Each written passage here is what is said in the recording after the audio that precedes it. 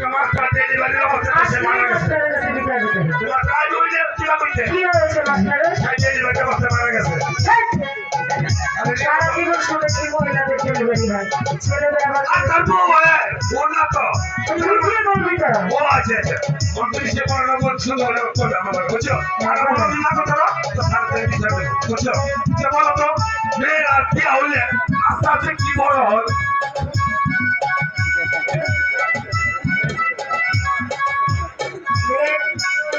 আস্তে আস্তে বড় হয় আস্তে আস্তে বড় হয় এটা তো ভালো কথা চল এটা তুমি পারবা না তুমি তোর মেয়ে হই না এই তুমি আমার সাথে বলো আমি যে পড়ানো দেবো বলো তো ইসলিস দুপাই ইসলিস দুপাই দুপাই কি আসলে তোমার বাবা আমার বাবা আসলে তোমার বাবা আমার বাবা এই পাগলাই এই শোন এটা বলো এই পাগলা আবার আমার স্কুলে তুই পড়া দেওয়ার সময় চুলকাচুলকি করিস কেন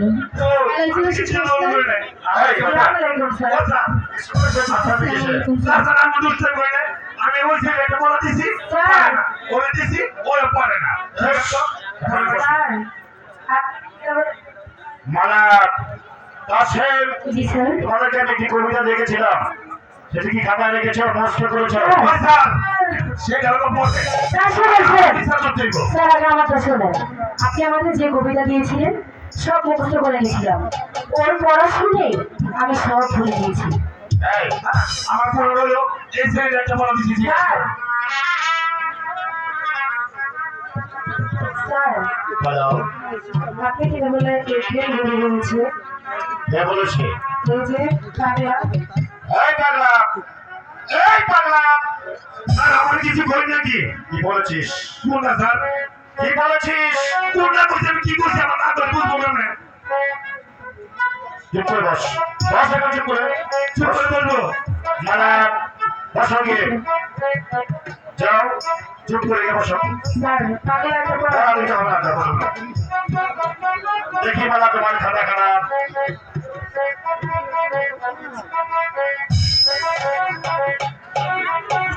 আসেন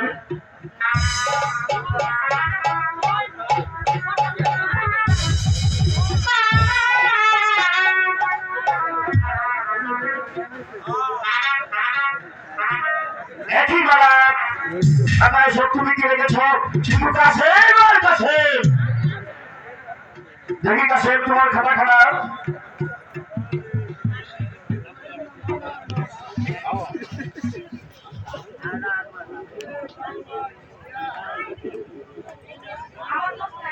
একই কাশেম তুমি কি রেখেছ শুধু মালার মালা আমাদের ভুল হয়ে গেছে এবার যদি আমাকে ক্ষমা করে দিন স্যার আর জীবনে হবে না স্যার জীবন আর কোনদিন হবে আর কোনোদিন ভুল হবে না স্যার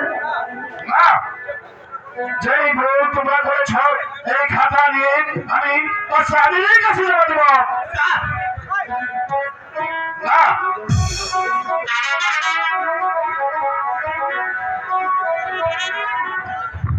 বধু এবার কি হবে বধু এবার আমাদের কি হবে তাই তো ভাবছি মামা এবার আমাদের কি হবে বধু আমরা কি ডাকো বধু আল্লাহ ছাড়া যে আমাদের আর কেউ নেই কিন্তু বধু আজ থেকে ধর্মপুর স্কুল হবে তোমার আমার মিলনের সাক্ষী ওই আল্লাহ কি সাথী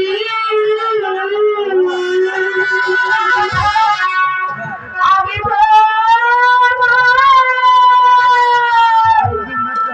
ভালোবাসি